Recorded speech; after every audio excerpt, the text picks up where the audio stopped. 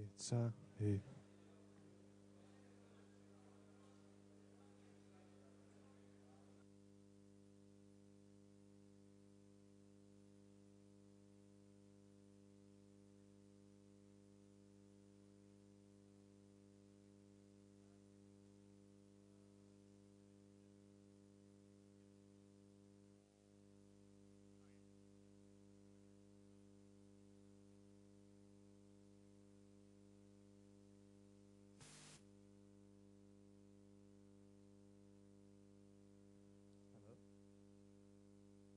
Hi. Hi.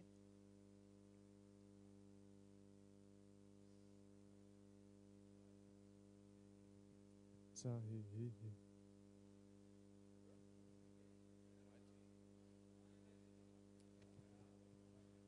Hi. Hello. I'm IXS. I'll be your herald angel for today, and we have a service announcement. On Friday, that is tomorrow, the talk Relaunch Bits of Freedom, which is supposed to be here, will take place in the Two Envelopes tent at 1600, and the Tempest for the Casual Election Hacker is at the Monty Hall. So please keep that in mind if you're interested in these two talks. Thanks.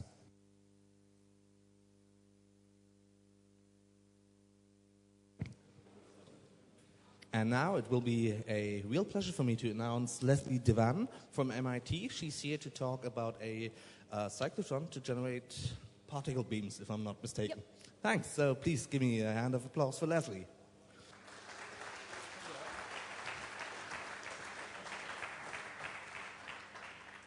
Hello, my name's Leslie, as said before, and just to introduce myself briefly, I'm right now a grad student in nuclear engineering. Is the audio having problems?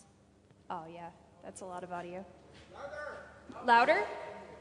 Wait, like this? Okay, I'm sorry. All right. So this cyclotron work is based on research I did as an undergrad for an undergrad thesis project in nuclear engineering in spring of 2007. And, well, so this will be telling you how to design and build a 2 MeV cyclotron, thereabouts. So to start at the very beginning, well, no. So the way this is being organized, we're going to start with development and applications of cyclotrons and just generally what they are. Then going for about 10 minutes or so into the necessary physics governing equations.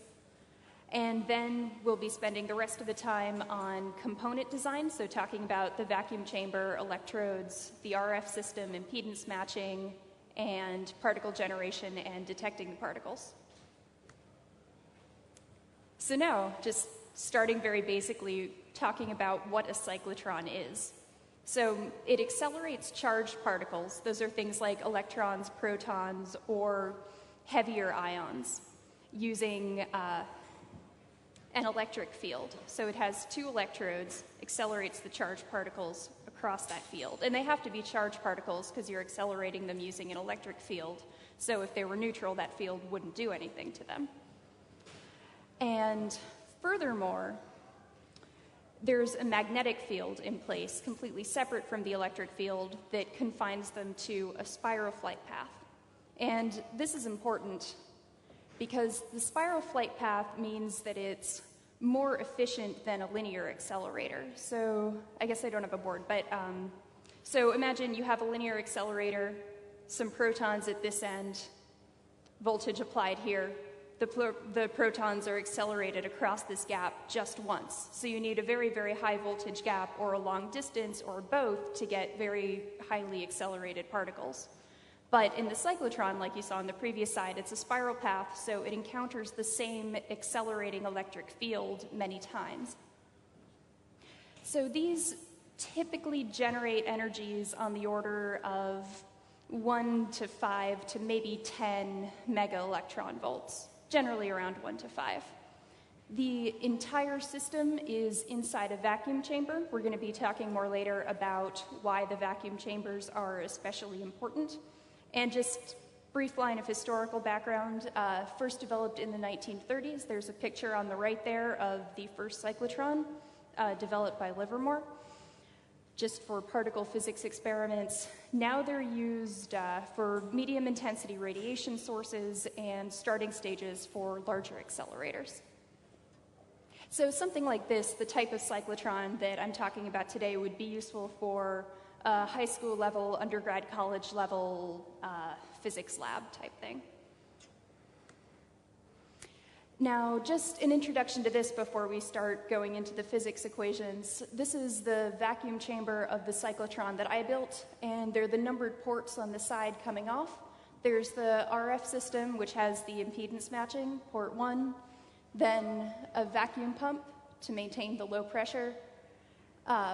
Ports 3 and 4 relate to the ion source. You have the electrodes for that, and then also a hydrogen stream. That's for generating the protons. There'll be more on that later. And then 5 up there is a target to collect the accelerated particles. So the physics, and this part, it's simple physics, but I'm not sure what level physics people are familiar with. So if I say QV cross B is the force, how many people are down with that? Just show of hands. Okay, cool. That's reasonable. So if people are more interested in learning the sort of electricity and magnetism you need to understand this, it's fairly simple level stuff, even for the cyclotron. But one of the best books is Purcell's Electricity and Magnetism. It is classic. It's dear to my heart. It should be dear to your hearts as well. So just a bit more on the QV cross B here. So these are, if you have a charged particle that's moving at a non-zero velocity inside a magnetic field, there's a force that acts on this. And that force is given by Q, which is the charge in coulombs, times the velocity. That quantity, which is a vector, crossed with B, which is the magnetic field. And the cross product there, bear with me for a bit, this will be useful and good.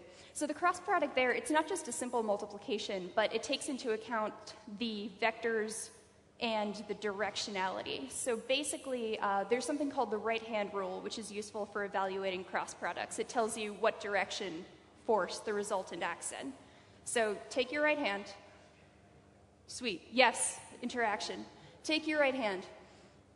Thumb is the direction of the velocity of the particle. So you have a particle moving like this. Let's say you have a magnetic field that's directed in the direction of the rest of your fingers. Then the force acts where your palm is, like that. So V cross B is the force, and then Q is just a scalar.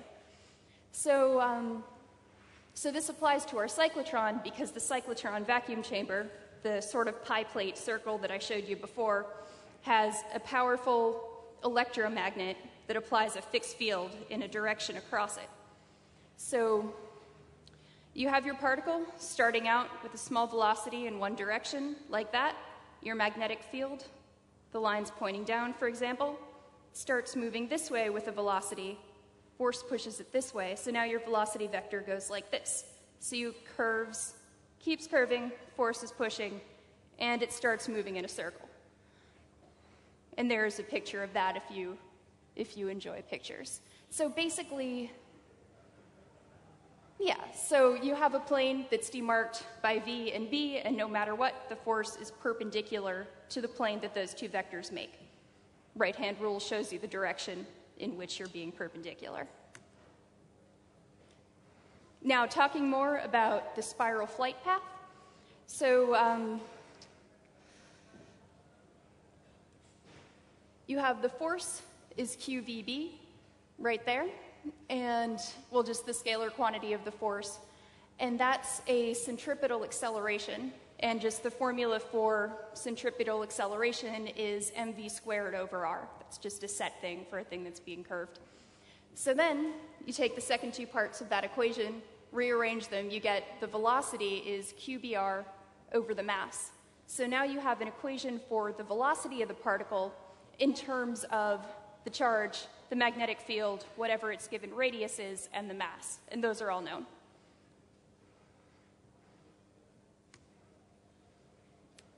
Now, so there's that same velocity, which we derived in the last two slides. And this, this shows how you go from the circular flight path into a spiral flight path. If you look at that first bulleted equation up there, you see that the velocity is in the numerator on the left side. Radius is in the numerator on the right side. Q, B, and M are all fixed quantities. Those aren't changing at all. So you increase the velocity, the radius is going to increase. And you're increasing the velocity every time the particle goes across the gap between the two D-shaped pieces there. Because when it goes across that gap, it encounters the electric field. It's accelerated, velocity increases, radius increases, so it spirals out until it reaches the end of the cyclotron, where you have a target. Now, there's again the velocity equation on the top, and there's a thing called the cyclotron frequency, which is, well, how many times per second it goes around the circumference of the cyclotron. So that's the velocity divided by 2 pi r. 2 pi r is the circumference. So velocity divided by circumference gives you per second the units. And so you solve for that, subbing in the velocity equation up there. You get qb over 2 pi m. And the interesting thing about this, the most important part, is that it's independent of radius. And that's really why cyclotrons work. Because it means, well, going back to this slide. So it's not a constant electric field. The magnetic field is constant. The electric field oscillates. You can see the square waves oscillating coming up there. So you have to oscillate the electric field at a certain frequency to accelerate the particles at the right time. I wish I had a pointer. That would make that a bit more clear. I'm sorry. So basically, you have to switch the electric field back and forth. Does anyone have a long stick by any chance? Well, no, I'll just gesture. So basically, when the particles are on, this isn't working, on the lower side of the cyclotron, you want, oh, thank goodness, whoever's shown a laser in that direction. Thank you very much. Thank you. Okay, so you have, did I break this? Excellent. Okay, so you have your particles that are starting out here, cycling around because of the magnetic field. They end up at this point. So let's say these are electrons. So you want to apply a positive voltage here, a negative voltage here, to accelerate your electrons across that gap. Then they curve around like this. They end up here. So now you want a positive voltage on this one and a negative voltage on this one to accelerate it there. So you see how you have to switch the polarity of the two pieces at every revolution. And so because the frequency is independent of radius, like when they get out here, the particles are moving a lot faster than they are in here. But it's timed correctly so that for all of the particles, you can switch it at that same frequency, given by that equation. So, and yes, as I said, the signal that you apply to the two electrodes, it has to oscillate at that frequency f. Now, okay, kinetic energy. So this is what I was talking about earlier with the 1 to 5 MeV. I'm not sure if this is review for anyone, but so kinetic energy of a particle is 1/2 mv squared. You know what v is because that was what I put on the top of the last 5 slides or so. Substitute that in, you get q squared, b squared, r squared over 2m. So just for example, for the cyclotron I built, these are not in the ideal units, Tesla, coulombs. You end up getting an energy result in joules, and then you can convert that to MeV. So 1.96 MeV, around 1, 2, 3 MeV is standard for this size type of cyclotrons, type of magnets you'd be able to build, etc. Now, in general, the most important factor that affects the kinetic energy that you'll be able to get out of the cyclotron is the strength of the magnetic field. So if you have a larger magnetic field, there's a greater centripetal force pulling the particles around. That means you have a tighter spiral, so each particle encounters the accelerating electric field more often. So you end up getting particles with a greater kinetic energy. Just a brief review of, brief thing showing the different reactions you can drive at different energies. This would be applicable for well, never mind. So reactions you could drive at the energies you have. Oh, let me talk about this notation quickly. So this is nuclear reaction notation. So looking at the first one, you have lithium-7 that's going into beryllium-7, and the P comma N in the middle means you're slamming a proton into the lithium-7, and you get out a neutron and beryllium-7. And so for the next one, again, you have beryllium-9, put in a proton, you get out a deuteron and beryllium-8. And just showing that graphically, my 9 boron is having some problems, but yeah, so that's the third reaction there. You have your 9 beryllium with the 5 neutrons, the 4 protons. You put in an additional proton that knocks out. So you put in the additional proton, you see now that there are 5 protons there in the 9 boron, and it ejects a neutron, only 4 neutrons there, 5 neutrons there, and now you have boron 9. So that's the type of reaction you'd be able to drive with these. Transmuting light elements into other light elements. Okay, so that was all the necessary physics, so it's not very much physics. So now we're going to go more into the mechanical, some electrical engineering side of things. Now, the vacuum chamber is the most important part, and in my opinion, one of the hardest pieces to build because it involves a lot of fairly low vacuum design. You have to use also magnetically transparent materials such as aluminum, copper, brass, things like that, because steel, even a lot of stainless steel, has some ferromagnetic properties, and so that would cause eddy currents when you apply the magnet to it, and that would disrupt the field. It would become very uneven. You couldn't accelerate particles through it.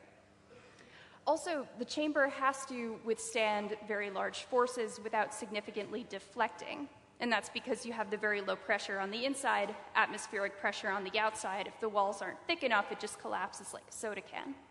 And this is a bit annoying because you have to do this design with aluminum, whereas steel, like steel of even a small thickness, would be able to withstand this force easily, but doing it in aluminum is slightly trickier.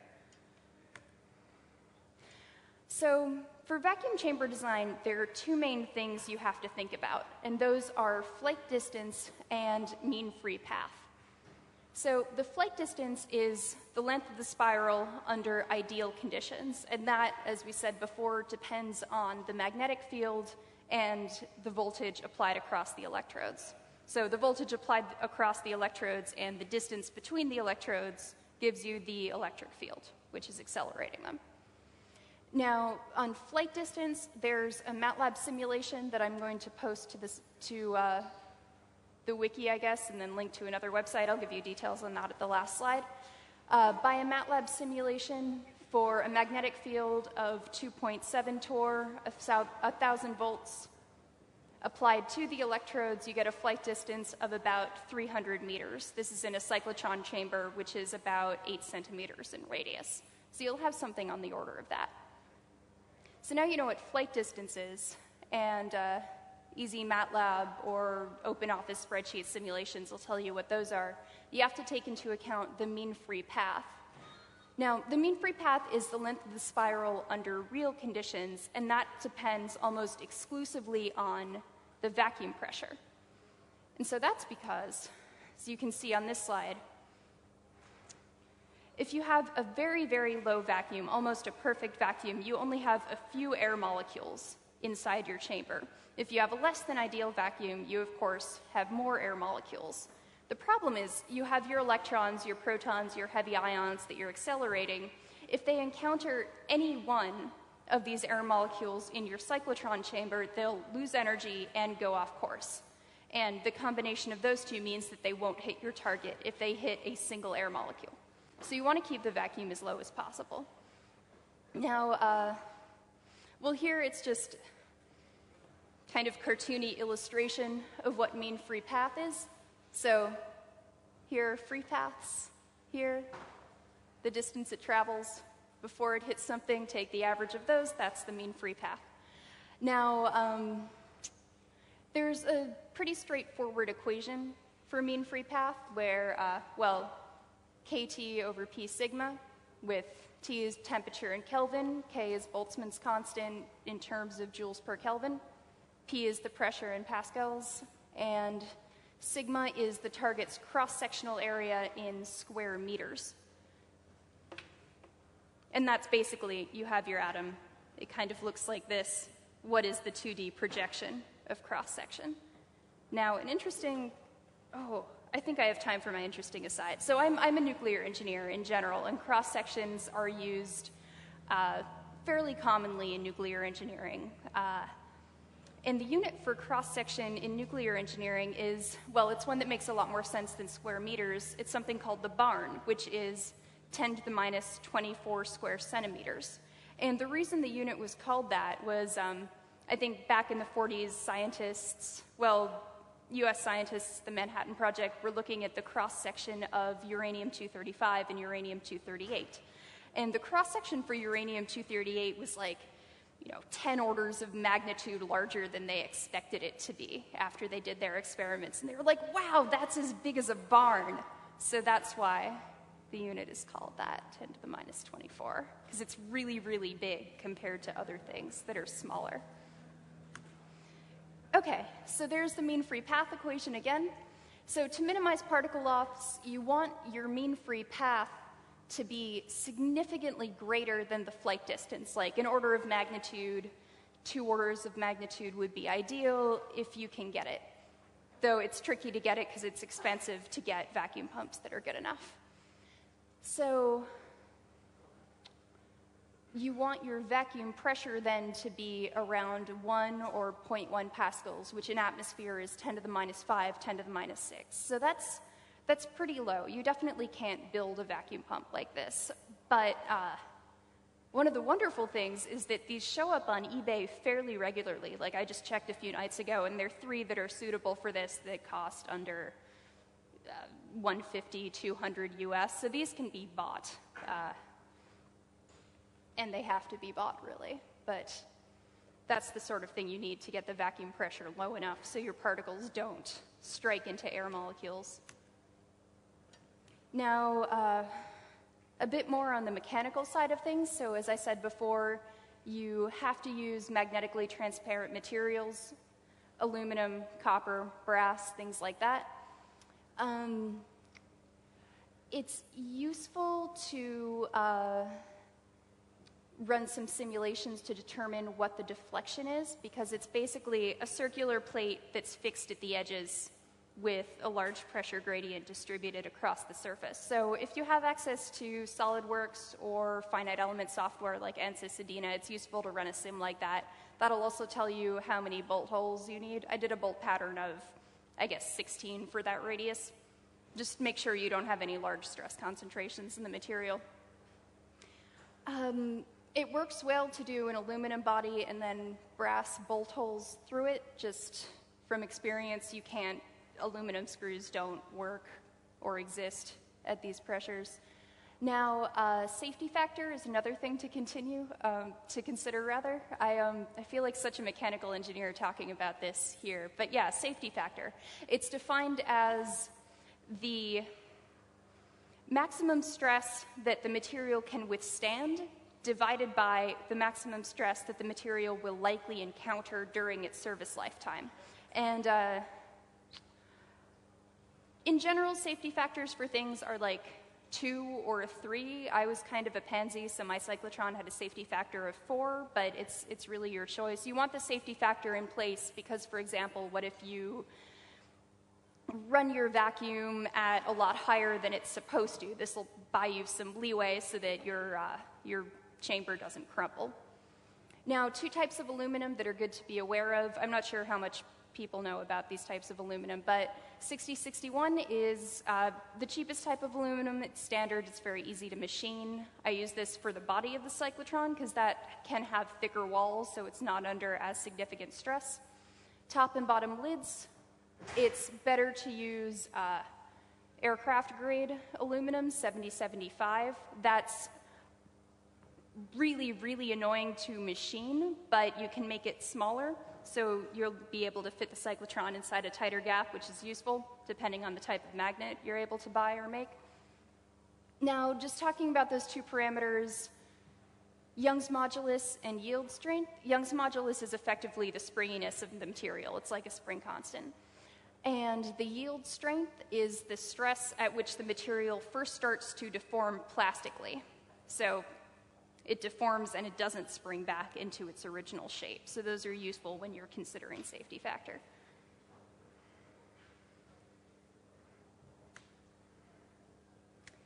Now, one of the most important things about vacuum chamber design is to make sure that it's actually a vacuum.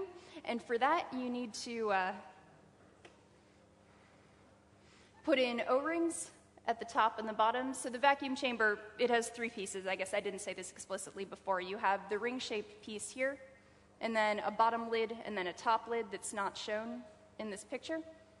Pattern of bolt holes, O-ring groove on either side of the body plate.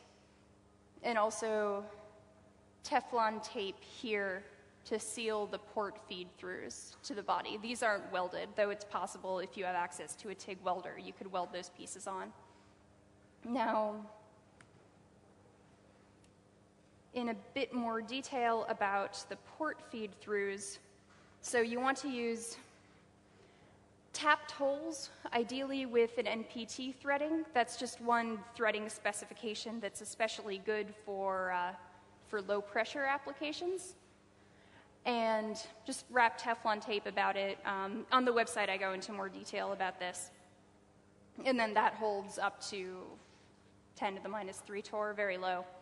And you want to use rubber O-rings, Viton or Buna N, for the gland design. There's also a very good website on gland design. I give that URL there. And that just shows things like, well, if I have an O-ring of this diameter with this cross-section, I want to make the width of the gland this much, the depth this much. So it's straightforward. Also, a brief aside on the type of O-rings you should use. Rubber O-rings, yes. Teflon O-rings, you don't want to use those. Those are for like rotating applications. So, okay. So that was the end of the vacuum chamber design section. Now, going into the RF system, here's just an overview of that there. Here, top view of the cyclotron body with one of the electrodes and then feeding into the RF box. There'll be a more detailed picture of that in a few slides. So the way, do I have another picture of that? Okay. So the way this works, you saw in some of the earlier slides that there were two D-shaped electrodes where one of them would be at a negative voltage while the other would be at a positive voltage, and then they'd flip-flop at the cyclotron frequency. So mine I did slightly differently. So you have one copper D-shaped electrode here, and then the body of the cyclotron, and this would go between a high voltage and a negative voltage, and then the body of the cyclotron, which is connected to this copper plate there, would always be held at system ground. So basically, you have one D-shaped D, and then the other D is the entire rest of the cyclotron system. Now these, the electrodes, this is what I'm calling the electrode right here. You can make them out of copper, which gives you better conduction, fewer eddy currents, or brass, which is easier to machine. If you have access to a water jet, it's easy to water jet out two half-circular shapes and then just braze them onto a strip there, so you have the hollow D-shaped piece. And then just water jet out the rectangular piece as well. Right, so as I said before, the square wave is applied to the D-shaped piece, while the rest of the system is constantly held at ground. Now, impedance matching. All right, so while we were talking about mechanical things, the RF feed-through, which I showed you before, that was the aluminum tube that led out to the box. You need to prevent that piece from arcing because you're applying fairly high voltages to the inside of that piece, the copper rod on the middle, while the aluminum tube on the outside is constantly held at ground. So you want to fill it with something like Delrin, which is a type of plastic, to prevent it from arcing. So you can do that pretty easily just by getting the aluminum piping, press-fitting Delrin inside, and then press-fitting your copper tube, and that'll give you a vacuum-type feed-through, which won't arc. Now, impedance matching is important. The vacuum chamber and electrode system, it acts as a capacitor, which makes sense. So you have something at one voltage, something a short distance away from it at another voltage. So it's a capacitor, albeit a big, funny-shaped, spread-out capacitor. Now, you want to, good, that's working. You put the system in parallel with an inductor, and just from basic current analysis, it resonates at a particular frequency, which is given by 1 over 2 pi root LC, where L is your inductor, C is your capacitor. So they're in parallel on the circuit diagram. So for example, well, this is your function generator. This is a variable capacitor that we're getting into later. This is your inductor. This is your system capacitor, and that's ground. Now, you have your signal coming out of your function generator that's at a fixed impedance. It's at 50 ohms because that is what they come at. And you need to match your system to this 50 ohms, or else you'll get reflection and you'll lose a lot of your power. So the way you do this is by adding in the variable capacitor, which allows you to adjust the total system impedance. And the resonant frequency remains unchanged by adding in that capacitor. So an easy way to do this, it's difficult to get inductors that are at the inductance that you need, but it's straightforward to make them. So you take some copper wire. This is just 8-gauge copper wire, I believe. Wrap it around something. I used a broom handle. And once you get a coil of maybe 10, 12, 15 turns, you use a network analyzer to measure the resonant frequency of 2 particular systems. So you take your weird hacked-together pseudo-inductor coil, put that in parallel with a capacitor of a known value, figure out what the resonant frequency is. At that point, since you know the value of the capacitor, now you know the value of your entire inductor. Then you take your entire inductor, put that in parallel with the vacuum copper D-shaped system, check the resonant frequency. That tells you what the capacitance of your vacuum system is. So you have that number, which you'll need later on. Now, what you have to do, you need to, assuming your magnet is at a fixed field strength, you'll need to tune your inductor so it matches your cyclotron frequency that you calculated before from those variables. So you need to tap off of the inductor at a given point to measure that. So basically, you hook your capacitor and that inductor up to your network analyzer, and then, well, with your brazing torch, because that's what you need to attach to something as thick as this reliably, you tap off of the inductor at different points along the coil, so different numbers of turns of the inductor are in your system. Keep moving it and moving it and moving it until your system is at the frequency it needs to be at. Oh, and then you use your variable capacitor to adjust the impedance so it's at 50 ohms, and then you're done. Well, you're almost done, except you need to test for arcing. So a good way to do this is basically you set your function generator to put in pulses of, say, 100 watts at a given frequency, and then you tune up your oscilloscope and you make sure that it's giving you a constant output. If the output varies over time, that means you have arcing going on. If it's constant, that means everything is peachy. It's useful also just to look at the quality factor. I'm sure everyone here knows what a quality factor is. So basically it's the, well, you have your bandwidth, you have your peak frequency, it's one divided by the other, everything is great. So, okay, back to the mechanical side of things. You need to shield your RF system to keep it from, from stray pulses that might be coming in. So just housing it in something like an aluminum sheet box is enough for that. You need to ensure a consistent ground. So if you braze on copper flashing to connect your inductor coil to your system capacitor to your ground, that'll be good. Delrin standoffs to prevent arcing. So here are just the BNC connectors to your function generator here and up here. So if you just make little standoffs out of Delrin, keep the system from arcing. Those, just as an aside, are the gauges of wire I used, but that obviously you can change depending on what you want it to be. Also, well, this is a bit of review from before. So you need a function generator and an amplifier. This is what you're applying to the copper Ds. These, I guess it's technically possible to build your own, but probably it's easier to already have your own or buy them from eBay. So ideally, you want to apply square pulses at the system's characteristic frequency, or sine waves also are, those are fine too. That's it for the RF system. Now, last two things we're going to be talking about, oh good, and there's time, talking about the ion source and the ion detector.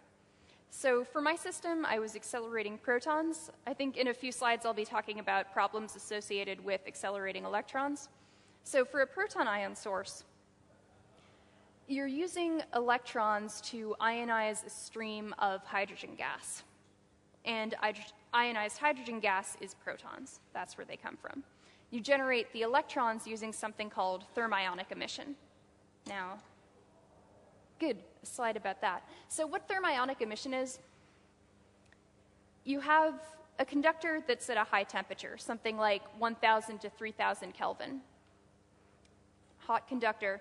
They have enough kinetic energy. They have all this temperature, so they're oscillating very fast. They're moving, they have mass, so they have kinetic energy.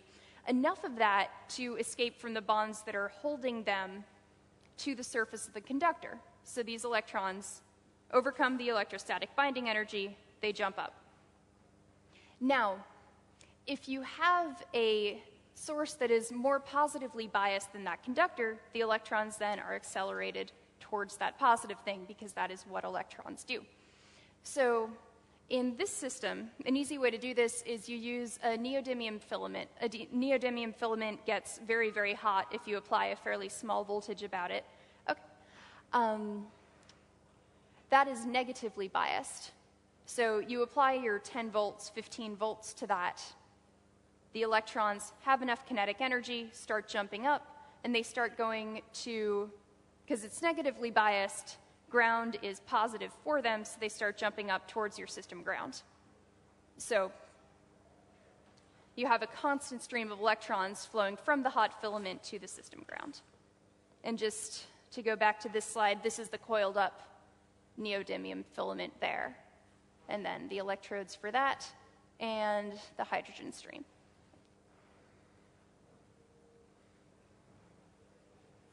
Now, right, and this just shows you need about 10 volts to get the 1,000 Kelvin for the thermionic emission, because it has just 22 ohms of resistance, that coil of wire.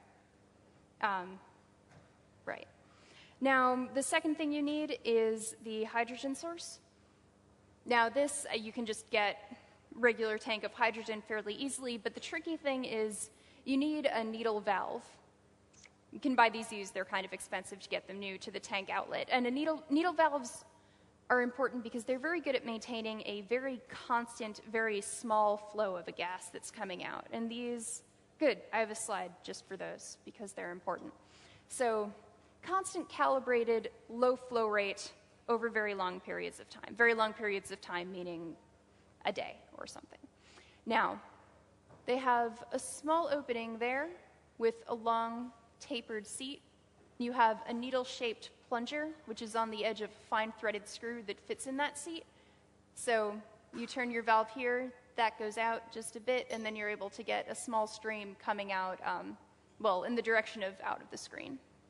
There. That's the inlet this is the outlet there. Can't just use a regular valve. Now, right, as promised, here's the bit about electrons. So when you accelerate charged particles on a curved flight path, you get something called Bremsstrahlung radiation, which is basically photons in the soft X-ray range that come out perpendicular to the flight path. Now, if you're accelerating protons with the sort of magnetic fields that you can readily get, the protons don't get fast enough to have Bremsstrahlung radiation, but if you accelerate electrons, they do. So you have X-rays pouring off of your detector, which are bad for you and other people standing near. So you need to put lead bricks around it if you decide to accelerate electrons. Now, it'd also be a good idea, so if you're accelerating protons in the way that I mentioned before, you'll probably also have some stray electrons from the thermionic emission that are coming out, so you want lead bricks anyway, but it'd be far, far more of a problem if you're accelerating electrons. And for the detector, this is the last bit, which is good because we're kind of running out of time. One of the simplest ways of, if you just want to detect your protons or electrons or other ions and not run a reaction, is to use something called a Faraday cup. Now, schematically on the right, there's a Faraday cup. You have M+, which is just indicative of any sort of ion there. Thank you so much for this laser pointer, by the way. Striking the metal detector here, so you have an ion hitting a metal detector, the charge goes up. Not by a very large amount, because it's just an ion, but still, it increases. And you just have a meter that is measuring the electric current as it goes to ground. And so in practice, what you want to do is to connect the metal to a sort of capacitor to increase the signal to noise. So it fills up the capacitor and then discharges. Or if you want a very fine-tuned value, you can just hook up your ammeter directly to the piece of metal that has the ions impinging upon it. Now, here's a photo of one. This is not from mine. This is from the Rutgers cyclotron. I'm going to post the website for the Rutgers cyclotron. It's very detailed, very useful information on there. So you have a copper rod in there, which is connected to an amplifier. That amplifier is connected to, well, through the ammeter to ground. You also need an electron shield on the back side of it. So you have your protons, which are oscillating like this, they're positive, and then you have oscillating in the opposite direction, or rather spiraling in the opposite direction, you have your electrons. They're going in two different directions because they have different signs of their charge.